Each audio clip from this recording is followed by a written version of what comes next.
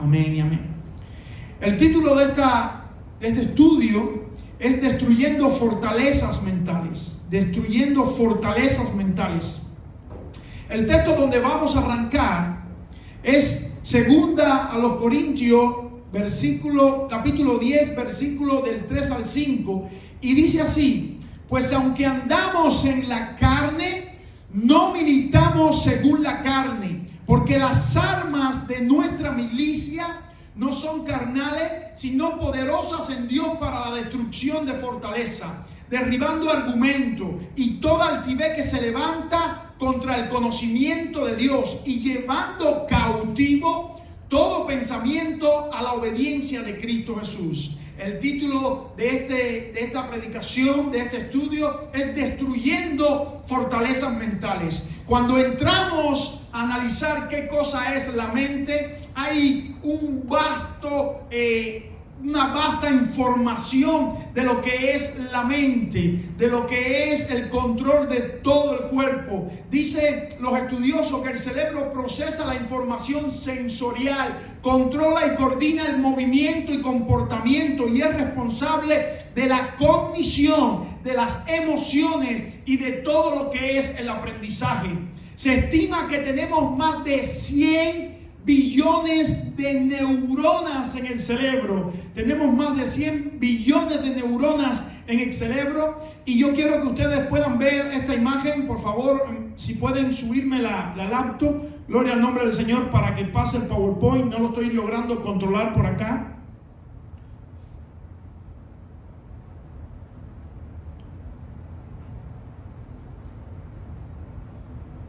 Ok, vamos a ver ahora. Ahí está, gracias hermanos. Ahí está.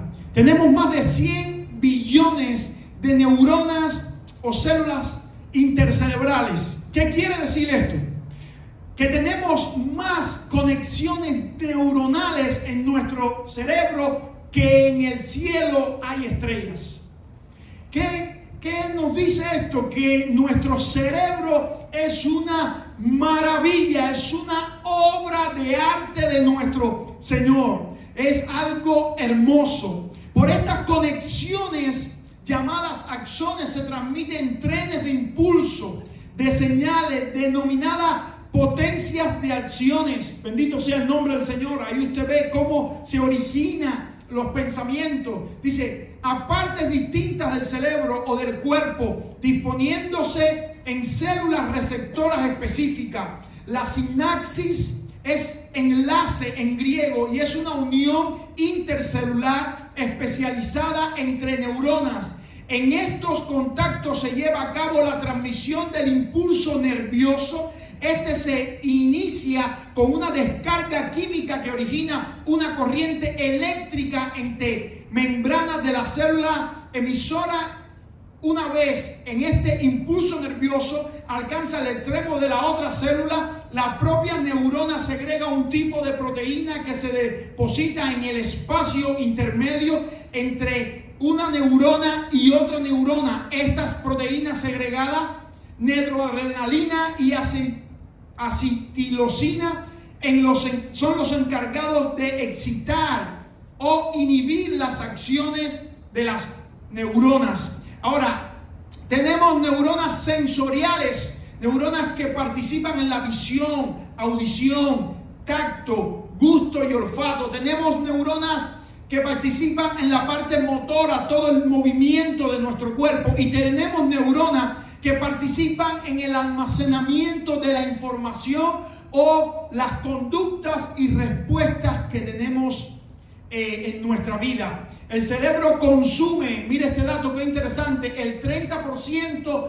de todas las proteínas que nosotros ingerimos. Pesa solamente el 2% de todo nuestro peso corporal y consume el 30% de todas las proteínas. Eso es debido al trabajo que tiene que realizar. Algunos expertos se han dedicado a contar o a analizar la cantidad de pensamientos que uno puede tener diariamente por el cerebro, y han llegado a la conclusión que cerca de 100,000 pensamientos atraviesan, vuelan, corren por nuestra cabeza cada día. Su cabeza es más rápida que una computadora con un microchip de nueva generación, de alta tecnología. Su cabeza tiene más almacenamiento que cualquier computadora que puede ser creada por el hombre. Ahora, de esos 100,000 pensamientos que tenemos, dice que cerca de 90,000 pensamientos son pensamientos negativos, pensamientos malos, pensamientos que infunden temor, pensamientos que atan nuestra mente, pensamientos que quieren llevar a esclavizarnos. Bendito sea el nombre del Señor. Por lo tanto, Satanás no logrará tocar nuestra vida sin que antes toque y controle nuestra mente. Tu mente es el timón de tu vida. Según piensa el hombre en su corazón, dice el proverbio, así es él. Todas las acciones de las personas están precedidas por un pensamiento. El mayor enemigo de la fe es la duda.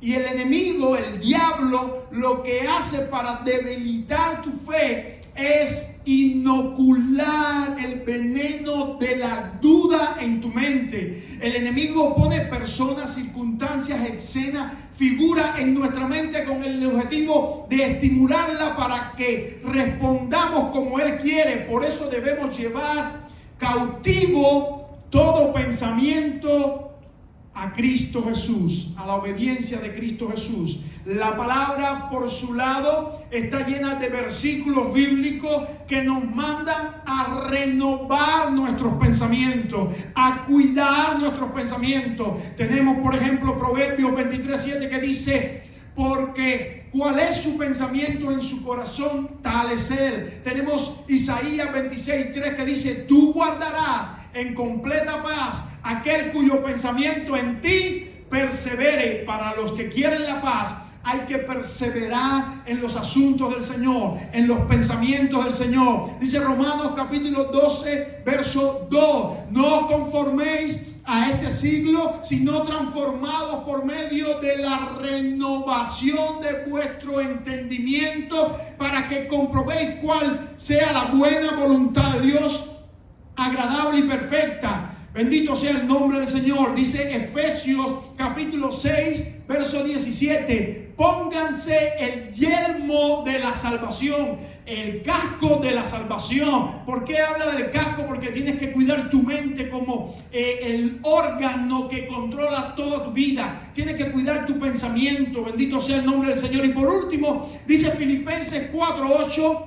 Por lo demás, hermanos míos, todo lo que es verdadero, todo lo honesto, todo lo justo, todo lo puro, todo lo amable, todo lo que es de buen nombre, si hay virtud alguna, si alguno es digno de alabanza, en esto pensar. Si algo es digno de alabanza, en esto pensar. Hay muchos versículos en la Biblia que nos dicen que debemos guardar nuestra mente, cuidar nuestra mente, para que no se vaya a formar una fortaleza mental. Bendito sea el nombre del Señor. Y cuando decimos qué cosa es una fortaleza mental, ¿qué podemos describir como una fortaleza mental?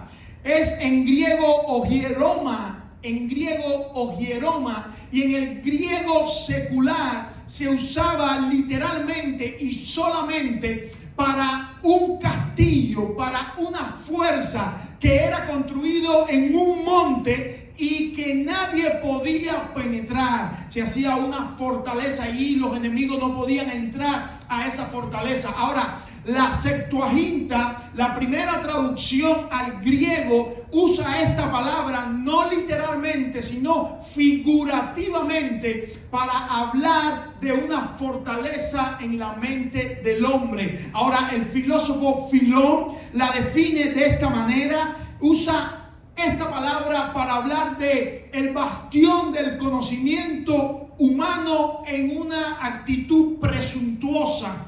Ahora, Pablo toma este mismo concepto, ya escrito en la Septuaginta, en la traducción del Antiguo Testamento al griego, y según Filón, este concepto también, y la pone para decir que nosotros debemos derribar todo argumento, toda fortaleza mental en el nombre de Jesús. Por lo tanto, fortaleza mental son pensamientos carnales inducidos en la mente por fuerzas demoníacas con el objetivo de provocar pecado y opresión en el hombre. Todos los pensamientos que vienen a tu mente tienen un objetivo y es esclavizarte en el pecado. Fortalezas mentales son lugares fortificados en la mente del hombre, creados por razonamientos, argumentos que impiden la obra de Dios en la vida de los hombres. Hay personas que se creen más inteligentes que otras personas y ellos mismos se crean sus propios argumentos, sus propias filosofías, sus propios conceptos de experiencias vividas, conceptos de libros leídos que no saben ni de dónde sale, conceptos de frases que han escuchado, y ellos mismos se crean sus propios razonamientos y se les ha creado una fortaleza mental que les inhibe y les impide abrir su mente para que Dios entre en ella. Fortalezas mentales son mentiras sembradas por Satanás en la mente del hombre con el objetivo de distorsionar la verdad dicha por Dios para que la fe no tenga lugar. Eso es una fortaleza mental. Y cada uno de nosotros tenemos que batallar diariamente, continuamente, para que no se formen fortalezas mentales. Dice 2 Corintios 4, del 3 al 4, y el Dios de este siglo le cegó el entendimiento a los incrédulos para que no les resplandezca la luz del evangelio de Dios. Alabado sea el nombre del Señor. Eso es una fortaleza mental.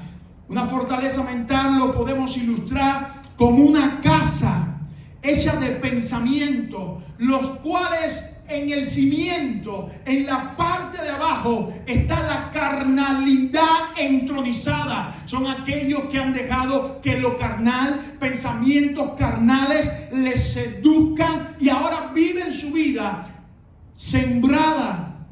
Han construido bajo el cimiento de la carnalidad y empieza a estereotipar esa fortaleza mental con su identidad, que son pensamientos de yo soy, yo tengo y no puedo. Pero al estar sembrada esa casa en una simiente o en un firmamento de carnalidad, esa casa sale con una identidad torcida y entonces empiezan a surgir pensamientos de yo no soy, yo no tengo y yo no puedo, y el resultado es separación de Dios, contaminación contra Dios y opresión en la vida, porque no pueden sentir la libertad del Señor. Pero hay una buena noticia. La palabra dice que Cristo ha venido para hacernos libre, y conoceréis que la verdad, y la verdad te hará libre. Es tremendo cómo pasan 100,000 pensamientos por nuestra mente diariamente, y el 90%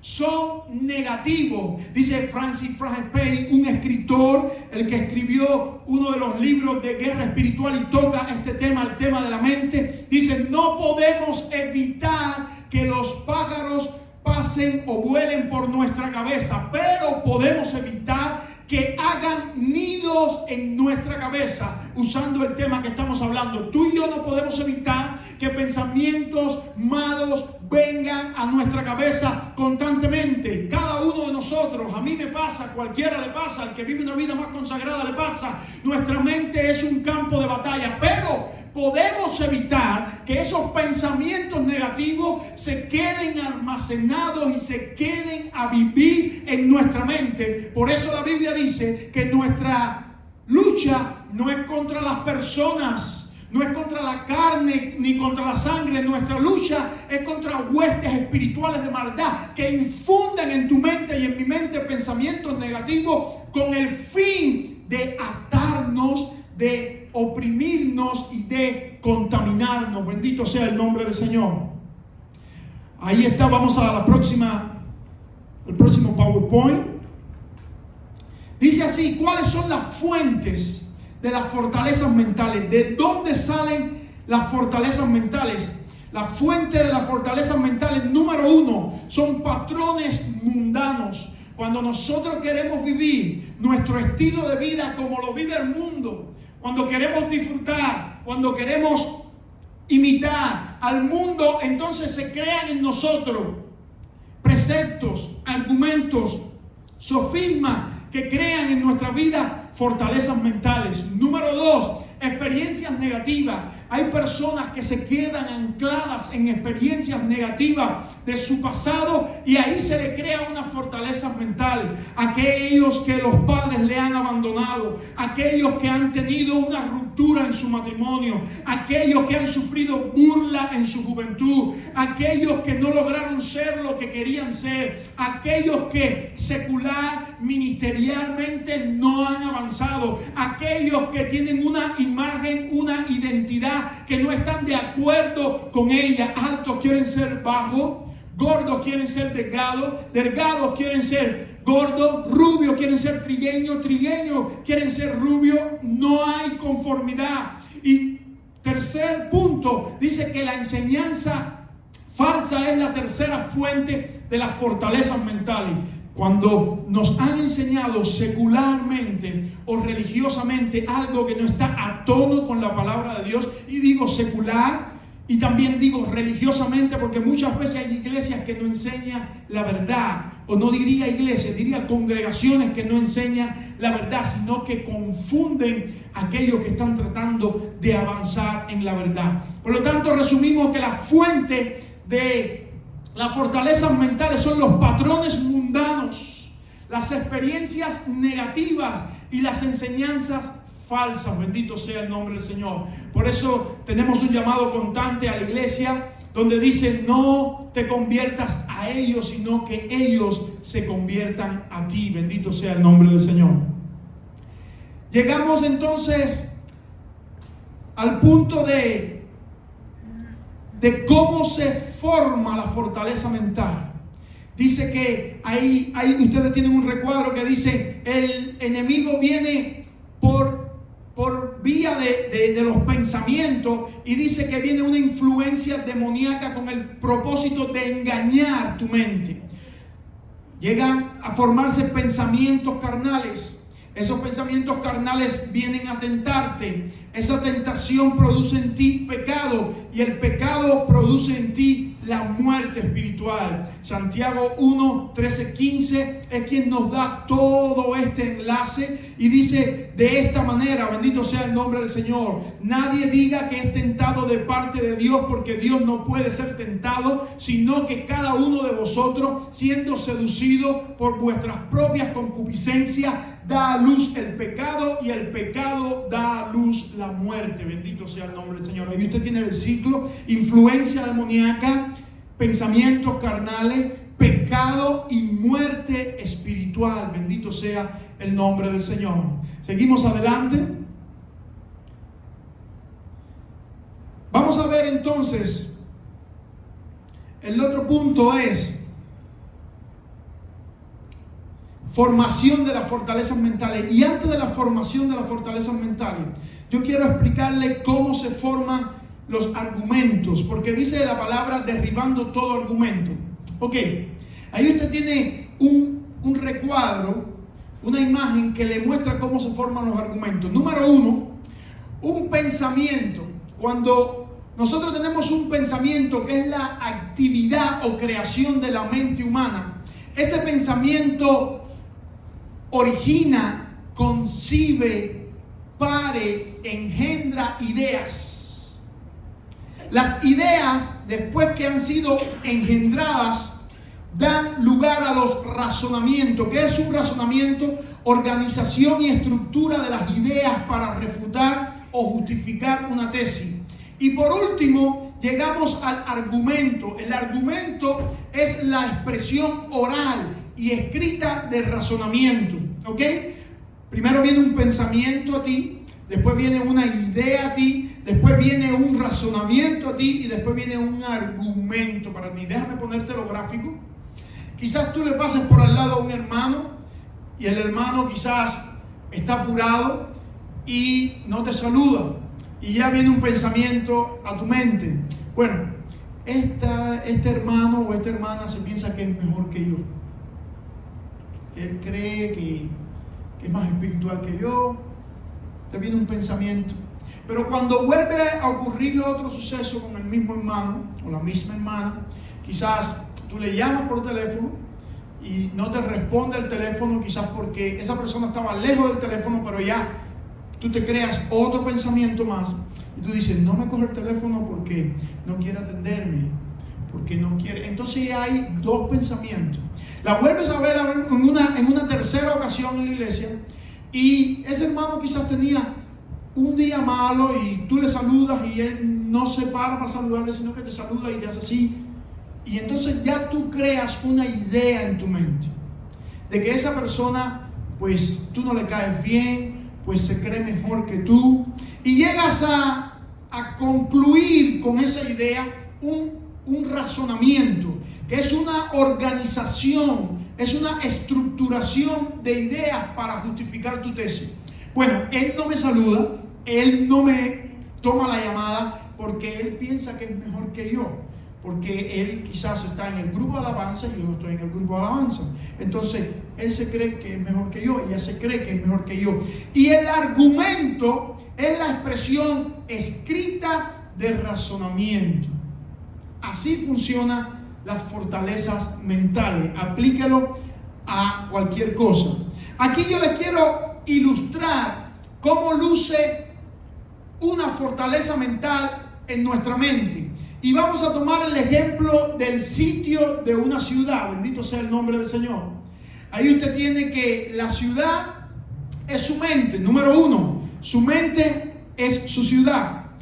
Lo segundo que ves es que en el número 2 es que está sitiada, y es el círculo que usted ve en pantalla, está sitiada por el enemigo su mente. Ok, número 3, hay un cuadrado que cubre su mente y eso sería los muros que guardan tu mente, que serían los principios de la palabra de Dios. Tienes allí cerca de 10 dardos y vamos a decir que esos son los dardos que tira el enemigo o los demonios para cautivar tu mente.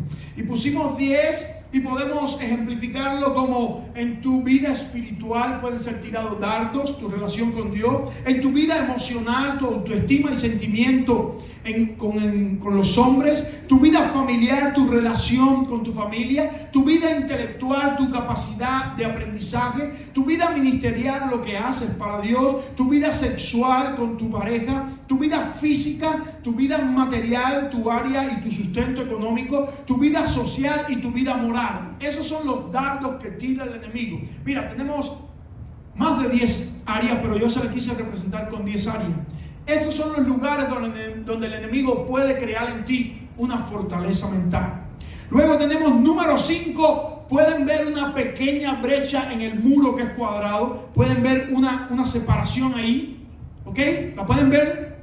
Amén. Eso es una mente que está débil en algún área que no domina bien la palabra de Dios, o que no ha hecho un muro para que esos dardos no entren con la palabra de Dios. Por lo tanto, en esa brecha pueden entrar los dardos de fuego del maligno. Número 6.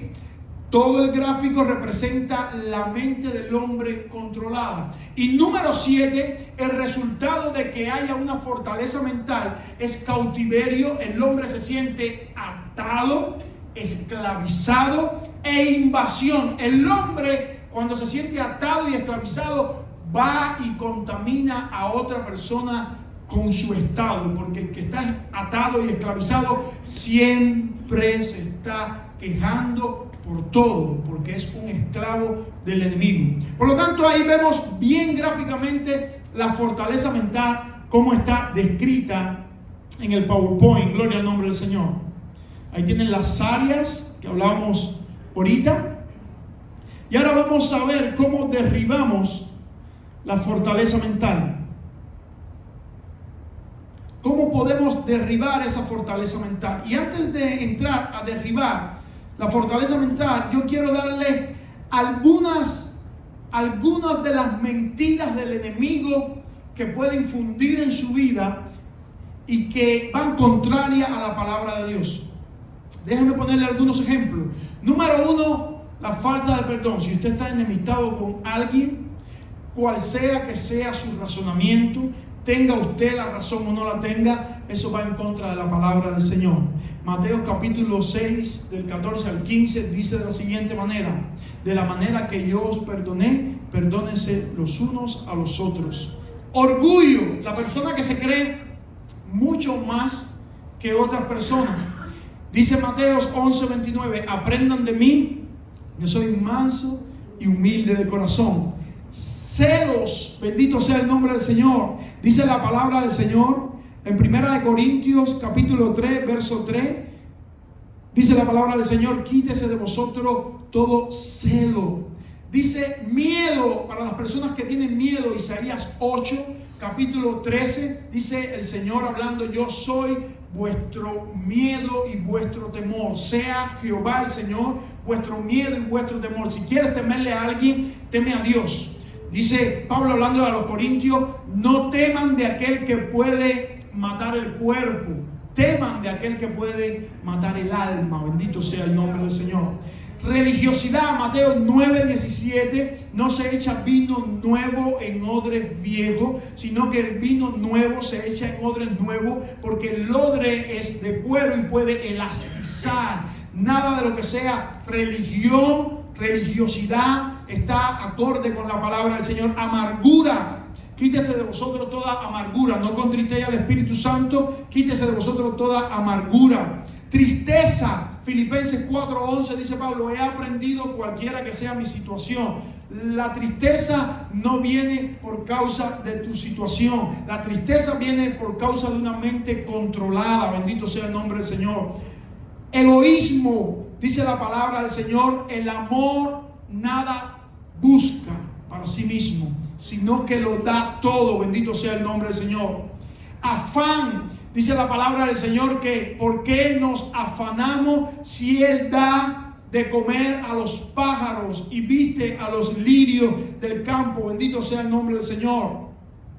Soberbia, avaricia, dice la palabra del Señor que la avaricia es como pecado de idolatría. Aquellos que quieren más y quieren más, estamos adorando al dinero. Por lo tanto, ahí van algunos principios y algunas respuestas bíblicas. Cuando no conocemos la palabra de Dios, no podemos rebatir aquellos sofismas. La palabra sofisma es un indicio, es toda una verdad con una mentira inoculada, con una mentira adentro. Bendito sea el nombre del Señor. Y que no podemos identificar esa mentira.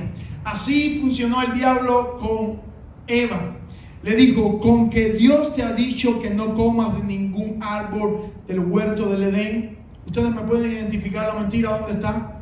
Le dijo toda una verdad e inoculó una mentira.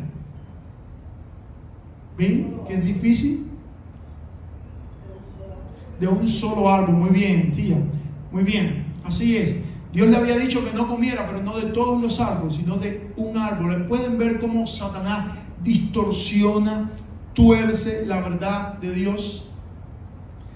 Le vuelve a decir otra mentira: pues sabe Dios que el día que coman de ese árbol se abrirán vuestros ojos y serán como Dios, sabiendo el bien y el mal. Sabe Dios que el día, se lo vuelvo a decir, pongan su mente a pensar, sabe Dios que el día que coman del árbol no morirán, sino que serán abiertos vuestros ojos y serán como Dios, sabiendo el bien y el mal. ¿Dónde está la mentira ahí? No iban a morir, sí murieron por comer. Ahora, que serán abiertos sus ojos, que serán igual que Dios, teniendo conocimiento del bien y el mal, era verdad. Ahora, la mentira estaba en que no iban a morir. Le estaba inoculando una mentira en todo un espacio de verdad. Esa misma opción usó con Jesús. Si eres el Hijo de Dios, tírate del pináculo del templo, pues dice la palabra que a sus ángeles mandará acerca de ti. Hasta citó la escritura: y Él te sostendrá para que tu pie no tropiece en piedra. ¿Dónde está la mentira? ¿Dónde está la mentira? Si eres hijo de Dios, tírate del pináculo del templo, y dice la palabra que sus ángeles mandarán acerca de ti para que tu pie no tropiece en piedra. ¿Dónde está la mentira? Correcto. El sí no es afirmativo, es condicional. Pueden ver lo sutil que es Satanás a la hora de inocular las mentiras. Es sutil. Dice la Biblia que Él es el padre de toda mentira. Él es, dice Jesús, Él es mentiroso desde el principio. Por lo tanto, una verdad manipulada por el enemigo puede crearte una fortaleza mental y puede atar tu vida de tal manera que seas un esclavo del diablo. Bendito sea el nombre del Señor. Por eso, para destruir toda fortaleza mental, yo necesito que la palabra de Dios.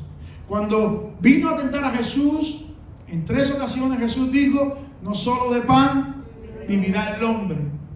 Al Señor tu Dios, cuando le dijo que se tirara del templo, dice: no tentarás al Señor tu Dios. Y por 3ª ocasión le dijo: al Señor tu Dios solo servirá y a Él adorarás. Me llama poderosamente la atención que Jesús, siendo el Hijo de Dios, no habló palabra propia, sino habló lo que ya estaba escrito en la ley.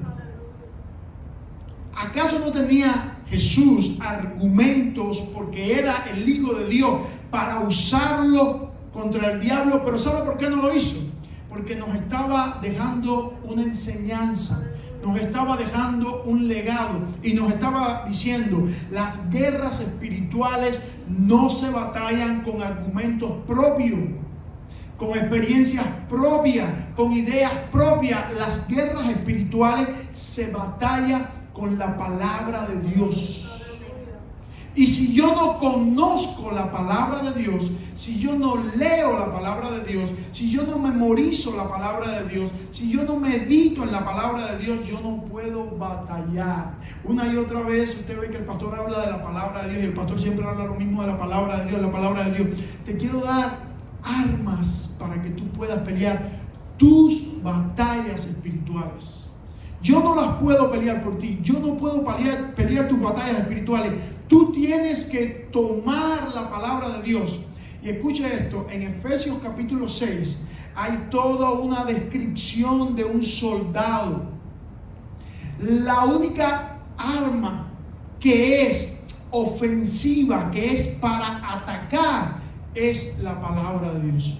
Toda la otra es defensiva: el casco, el yelmo, la sandalia. Todas las otras son defensivas para defenderte, pero la espada del Espíritu, que es la palabra de Dios, es para atacar. Bendito sea el nombre del Señor. Y cuando viene Él con un sofisma, con un argumento, con una idea, con una verdad de Dios torcida para engañarte, y tú sacas, como veíamos ahorita, principios de la palabra de Dios que van en oposición a lo que el diablo quiere venir a meterme en mi mente. Escucha esto. Lo que el diablo viene a meterte en la mente está de acorde con lo contextual. Es moderno, se usa, es razonable lo que el diablo viene a decirte, porque el estilo de vida de este mundo se hace razonable, porque ellos son sabios en su propia opinión. Pero Santiago dice: esta sabiduría no desciende de lo alto, sino terrenal, animal, diabólica. Por eso yo me debo de guiar no por sentimientos propios, no por experiencias propias, no por argumentos propios, no por estudios seculares. Yo me tengo que guiar por la palabra de Dios. Para derribar las fortalezas mentales necesito usar bien la palabra de Dios. Aprenderme, leer la palabra de Dios. No es para que usted sea un maestro, no es para que sepa más que los demás, es para que usted pueda pelear sus batallas espirituales, derribando todo argumento que se levante en contra del conocimiento de Cristo. Este libro, la Biblia, es el libro de Jesús, el libro de Cristo. El Antiguo Testamento muestran y hablan de las profecías de Él. Los evangelios es la biografía de Él. Y luego las cartas es el estilo de vida de la iglesia viviendo como Él. Todo lo que se levante en contra de Cristo hay que llevarlo cautivo. ¿Cómo lo llevo cautivo? Con la palabra del Señor. Jesús lo usó en las 3 ocasiones. Número 2, con oración. Jesús, cuando fue tentado, ¿estaba en qué? en oración, en ayuno.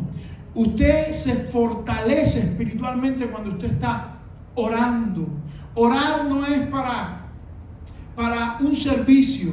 Orar no es para pedirle a Dios gastando en mis deleites. Orar no es para, orar es para fortalecerme espiritualmente. Hay algunos que van a orar para pedirle a Dios algo que le hace falta, un carro, una casa, un salario. Para eso no es la oración. Eso son añadiduras después de buscar el reino de Dios. Aprendamos la palabra. En ninguna parte de la palabra me dice que yo tengo que encerrarme 10 días en ayuno y oración para pedirle a Dios que me deje un mejor trabajo. No, la oración es para fortalecerme. Y la provisión viene a partir que yo busco en primer lugar el reino de Dios. Cuando yo busco a Dios en primer lugar, empiezan a haber provisiones por todos los lados, porque dice la Biblia: buscar el reino de Dios y su justicia, y las demás cosas, todo lo otro vendrá por añadidura. El salmista decía, el salmista David: deleítate, alma mía, en Jehová. Lo primero es deleitarse en Jehová, y Él concederá las peticiones de tu corazón. No tienes ni que orar por las peticiones. Cuando tú te deleitas en Él, cuando tú te gozas en Él, las peticiones vienen atrás corriendo para tu vida. ¿Por qué? Porque Él no es hombre para mentir, ni hijo de hombre para arrepentirse. Él ha prometido proveerte, Él ha prometido sanarte, Él ha prometido cuidarte, Él ha prometido estar contigo todos los días y hasta el fin del mundo. Bendito sea el nombre del Señor. Y por último, el Espíritu Santo. Lee ahí Mateos, cuando sale Jesús al desierto, dice: fue guiado por el Espíritu Santo al desierto. El Espíritu Santo estaba con él desde que nació, lo puso en el vientre de María. Dice que María concibió por el Espíritu Santo. El Espíritu Santo estaba con él cuando se bautizó. Dice que se abrieron los cielos y descendió el Espíritu en forma de paloma. El Espíritu estaba con él. Dice que él lo declaró en la sinagoga: el Espíritu de Jehová está sobre mí. El Espíritu estaba con él, sanando a los enfermos, libertando a los endemoniados, echando fuera a todos aquellos que estaban en contra del Evangelio. Dice que el Espíritu estaba con él. Por el Espíritu eterno fue a morir a la cruz. Y dice que el Espíritu estaba con él. Dice que por el Espíritu de Dios resucitó de los muertos. Y desde el trono, la gran promesa del Padre es que iba a enviar su Espíritu sobre todos aquellos que creyesen en él.